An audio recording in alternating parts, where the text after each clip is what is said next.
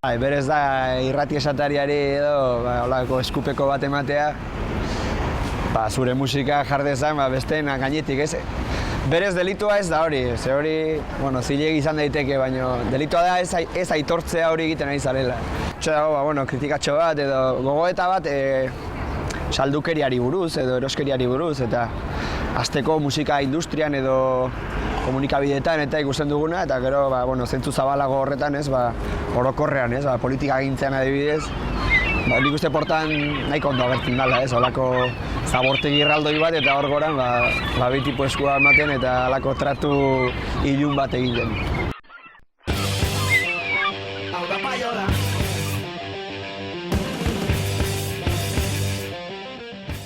Saldukeria, eroskeria, kritika, autokritika, galderak, Paiola. Zintzotasunetik egindako errealitatearen gaineko hausnarketekin eta batez ere, talde nafarrak musikarekiko duen konpromiso maila berretsiz iritsi zaigu disko berri hau.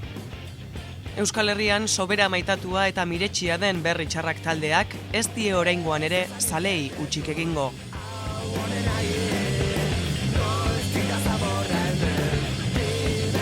Hamabost urte bete ditu Berri Txarrak taldeak zalei musika euskaraz proposatzen. Eta lehen eguneko freskotasun eta indarrarekin datorkigu honako hau ere. 15 urte eta 6 disko, makina bat kontzertu, jira eta gora bera. Zuzena, gordina, iluna, zintzoa, amorruz betea eta nortasun berezi horri uko egin gabe datorkigu honako hau ere.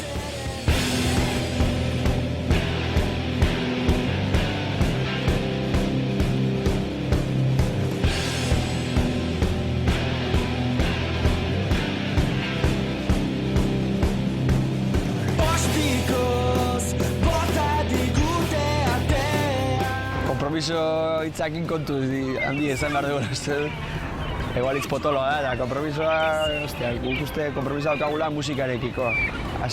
Hori hasieratik, ez. Gero da letra, konpromisoa ez dakit, saiatzen garena da, denetazko diskoak egiten edo. Eroskeriari edo kultura interes propioen alde salerosteko dagoen ohitura horri buruzko gogo eta proposatzen du taldeak Paiolan. Baina kontzeptua ez da musikara edo kulturara soilik mugatzen. Baizik eta gaur egungo jendartearen bizitzarekiko jarrerara zabaltzen du gogo eta hori.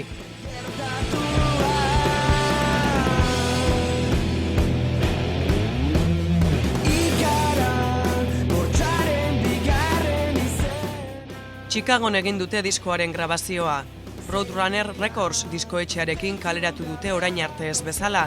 Eta gainera taldekide berriarekin, David González baixu jotzailearekin grabatu duten lehen diskoa ere bada. Aro berri bat jaio musikail suposatu den guztia atzean utzi dugulako, ez? Eta pakenukalako gogoa baita ere. Oso gira importantea izan da, oso disko gori bilbidean ematen duela bihurtu dela mugarri moduko bat, batez ere ondoren etorri izan jiragatik, ez? Baina ematen du gauzen modu batean hartu zutela dimentsio bat, pixka gainezka egin zigun, ez? Eta gira oso luzea izan zen, eta oso oroitzapenena dauzkagu, baina aldi berean bagenukan kriston beharra horri alde hori pasa eta aurrera begira, ez, jartzeko. Gero Rubioren, Rubiok utzi dintzun taldea, hori ere bai, beti gogorra egiten da, ez, beste norbait hartu, kantuak erakutsi, berriz oreka hori bilatu, musikalki, eta gero talde barruan, eta bar. Eta, azkeneko urtea izan da, hori, ez, lan isila hori egiten, kantuak egin, Davidekin moldatu pixka bat, gero grabatzera jun Chicagora.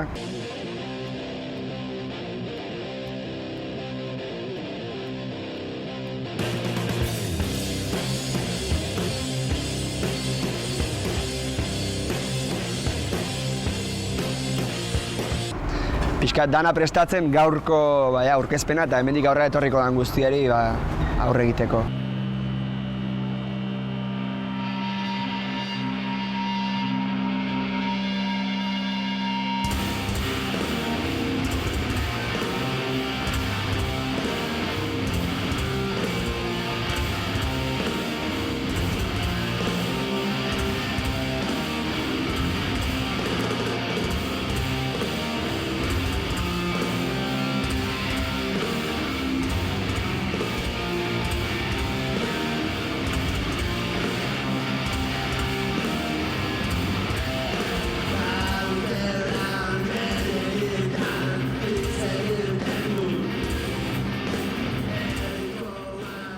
Berritasunak gutxiez eta Steve Albini produktore estatubatuar ezagunak grabatu die diskoa. Gainera, era analogikoan grabatu dute. Horregatik da agian zuzenagoa, zikina eta gordina diskoa.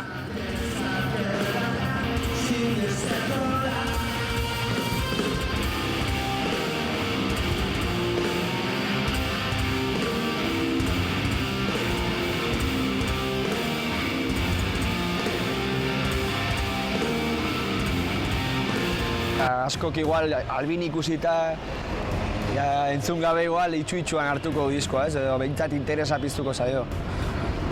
Guk egin dugu, kantuak idazten ari ginenean ikusten generako, hau ondo ingo luke Albini batek, ez? Bera maisu da hortan, ez? Zuzeneko soinu hori hartzen, mikrofonoak behar bezala jartzen eta igual bere alakotasun hori bilatzen. Inoko artifiziorik gabe, baizik eta talde bat jotzen, gela batean, eta hori grabatzeko bera baino berik uste dut ez dagoela. Eta aparte, Chicago baten grabatu, eta hori ere esperientzia gisa taldeantzako oso gauza handia da.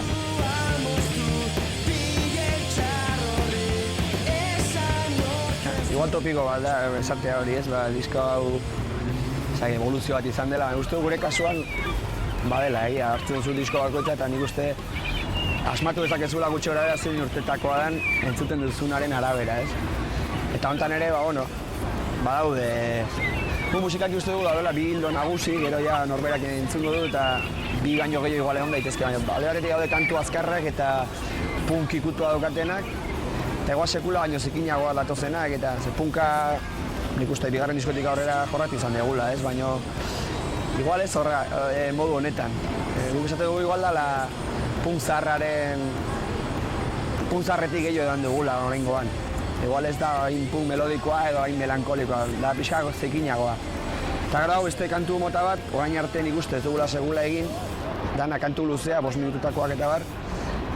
Eta igual 70. hamarkadako kutsu daukatenak, edo jarrokeroagoak edo, zakin nola esan, riff pisutxu batekin hasi eta hortik tiraka atea dienak, ez? Jainko ateoa kantua, edo dortoken mendean, edo paperezkoa olako kantuak, nik uste berria direla, orain arte behintzat ez direla halakorik egon.